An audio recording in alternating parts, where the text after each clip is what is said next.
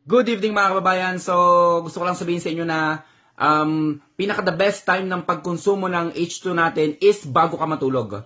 No? Bago ka matulog. Kanina nag-take ako, talagang antok na antok ako nung nagda-drive talaga ako, as in gusto kong gumilid, umidlip saglit. Pero malapit na naman ako sa bahay, kinaya ko naman. Talagang super antok, kaya medyo mapunga yung mata natin.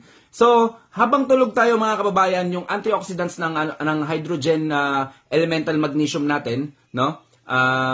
Nagtatrabaho yan. Kaya pilit kanyang patutulugin kasi habang tulog tayo, nagre-regenerate yung katawan natin. What more, kung merong antioxidants na papasok sa katawan natin, kahit anong damage dyan, mabilis makaka-recover at pagising mo, ramdam mo kaagad na parang fresh na fresh ka. So, ganun ang tulong nito. Tulong ng hydrogen natin. And then, best combination, no? Eto, minsan, PFC alone, PFC Essential Oil alone, pinapahid lang sa likod. Ang sarap na ng tulog. What more kung dalawa na sila?